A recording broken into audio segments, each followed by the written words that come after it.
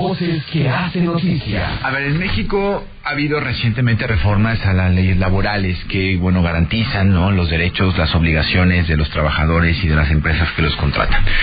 En estas reformas ha habido temas polémicos, muy polémicos. Uno de ellos es la contratación externa, la tercerización, como se le conoce, el outsourcing, como se le nombra en este anglicismo, que es muy usado en el idioma español también, sobre todo en temas de procesos de contratación de personal.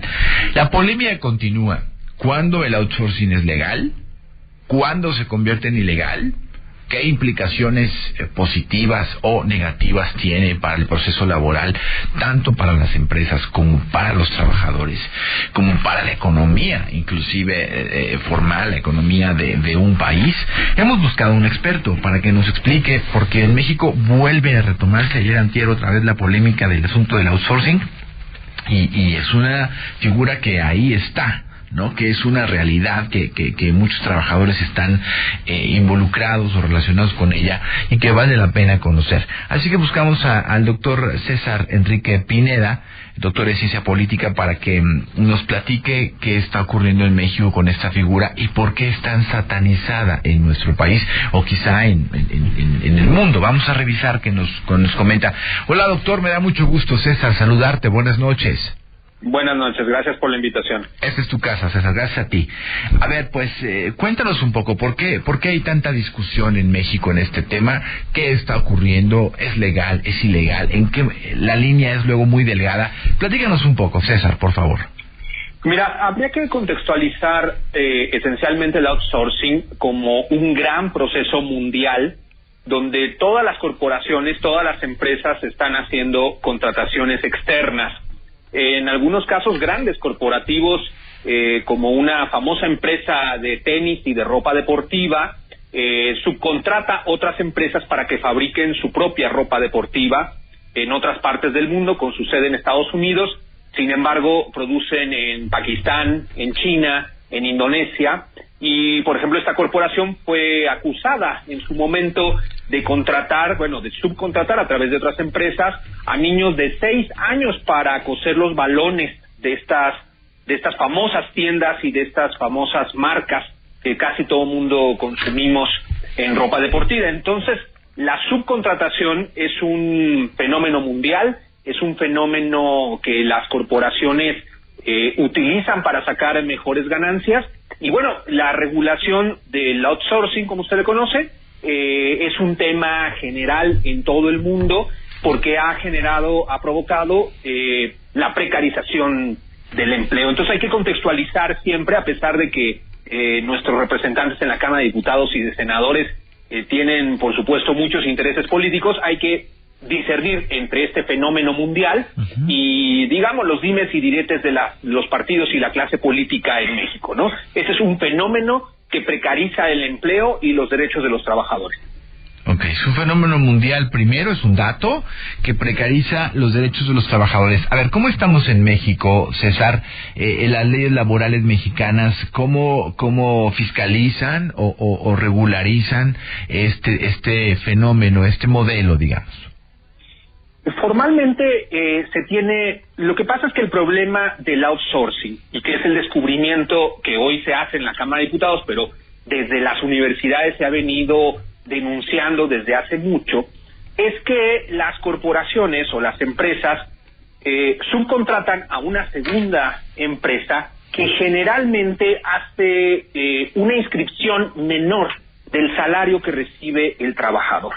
Esto es para evadir esencialmente el impuesto sobre la renta, el ICR, el impuesto de nómina, pero también genera otra serie de condiciones ya más internas. Formalmente, la iniciativa de ley que se ha presentado, o que se ha elaborado, mejor dicho, en las comisiones de trabajo del Senado, avanza sobre todo en la idea de obstaculizar y penalizar esta evasión de impuestos para regular, digamos, el outsourcing. Sin embargo, hay un mundo detrás de estas prácticas, es decir, lo que le interesa a los partidos y al Estado es recaudar más recursos en relación a estos impuestos, y que el outsourcing facilita, digamos, encubre, maquilla de alguna manera la subcontratación de los trabajadores en condiciones precarias.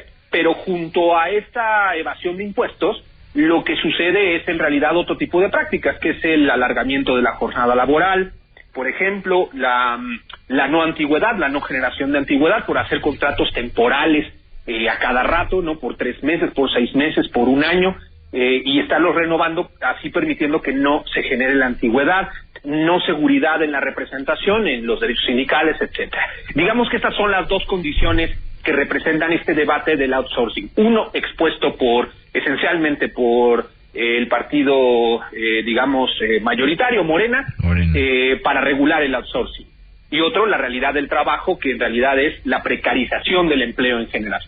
Es decir, el Congreso mexicano o las leyes mexicanas, doctor, hablo con César Enrique Pineda, doctor en ciencia política, está preocupado, es un tema importante el asunto de la fiscalización y el asunto de la recaudación, pero está dejando de lado los derechos elementales que, dicho sea de paso, le costaron años, historia, sangre, sudor, lágrimas, como decimos coloquialmente, a la conquista de los derechos laborales. Es decir, los trabajadores se están quedando solos porque es más importante para quienes toman decisiones en la parte jurídica el hecho de la recaudación, doctor. Yo considero que sí, porque aunque es un tema muy relevante, de hecho es de las acciones, junto con el aumento del salario mínimo, en otro rubro, la propuesta en el Congreso de la ley de matrimonios del mismo sexo a nivel nacional, este tema de la regulación del outsourcing es de las acciones más contundentes o más definidas como un programa de izquierda en el caso de Morena.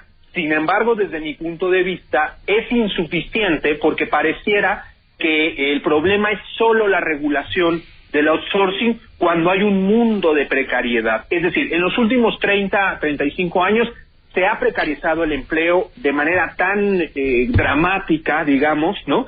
No solo con sueldos bajos, no solo con malas condiciones laborales, sino con estas triquiñuelas que muchas empresas, hay que decir, quizá algunas no, pero es una tendencia mayoritaria que no es solo por que las empresas tengan un plan malévolo, sino por la dinámica de competencia. Entre mayor competencia hay, evidentemente las empresas juegan a reducir sus costos, a, tener ciertas estrategias para mantenerse dentro del mercado y mantenerse dentro de la competencia con algunas ventajas frente a sus competidores. Entonces, esto ha generado este mundo de precarización.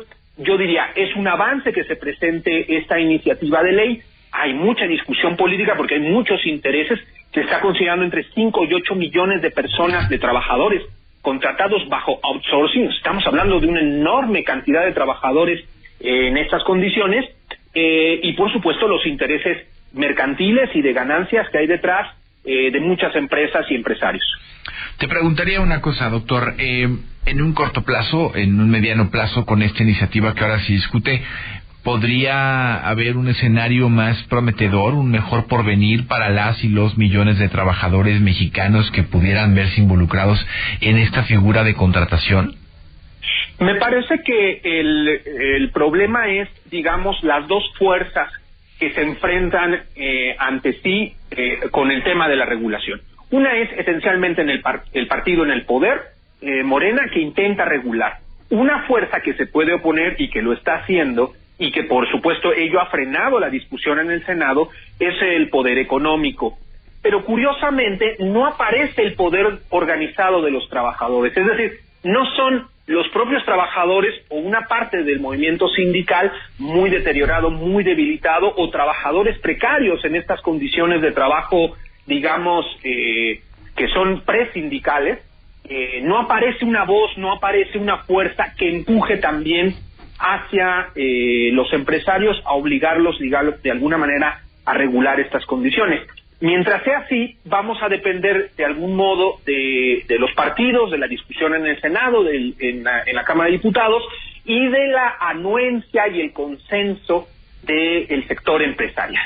Que si bien se había logrado, y eso es al menos reconocible del gobierno federal, el acuerdo y el consenso para el aumento del salario mínimo, en este tema estamos tocando intereses más delicados. Entonces, digamos que esto puede hacer no solo del tema del outsourcing, sino en general de la relación del gobierno de López Obrador con el empresariado un tema, ríspido. Ya. Dime una cosa más, doctor, solamente como para anotarlo. Tu opinión me interesa después de tu análisis. Hablas tú de los sindicatos. Tengo la impresión que hace tiempo los grandes sindicatos mexicanos se cambiaron de lado, ¿no? Están del lado del poder económico. Han dejado con mucho los intereses de las y los trabajadores y los líderes se han convertido también en poderosos, detentadores del poder económico. Y bueno, hay muchos hoy representados en la Cámara, hay muchos senadores y diputados y diputadas que son líderes sindicales y que su voz tampoco se escucha. Creo que los y las líderes, salvo sus excepciones que seguramente las habrá, se han dejado cautivar por el canto de las sirenas del poder económico, doctor. Así es, una parte enorme del sindicalismo ha jugado siempre al sindicalismo patronal, al sindicalismo corporativo. Venimos de una larga tradición en México de los sindicatos que aplaudían al poder político y que eran su instrumento, y de la represión contra el sindicalismo independiente. Pero en este caso hay que decir que los trabajadores precarios, es decir, los trabajadores que generalmente son contratados bajo el outsourcing, no tienen condiciones organizativas. Esta rotación constante de estar en el desempleo, tener un contrato temporal por 6 meses, regresar un par de meses al desempleo, volverse a contratar temporalmente en otro lugar, provoca condiciones de desorganización, de poca organización sindical y por tanto de poca voz frente al poder económico y por supuesto frente al poder político. Es por ello que vemos que la disputa aparece esencialmente entre las cámaras de representantes y el poder económico. Bien. Y no aparece esa voz de los trabajadores organizada por sí mismos. Doctor, pues muchísimas gracias, César, por el análisis. Si me lo permite, sigo en contacto contigo y te mando un fuerte abrazo desde San Luis Potosí. Gracias, César.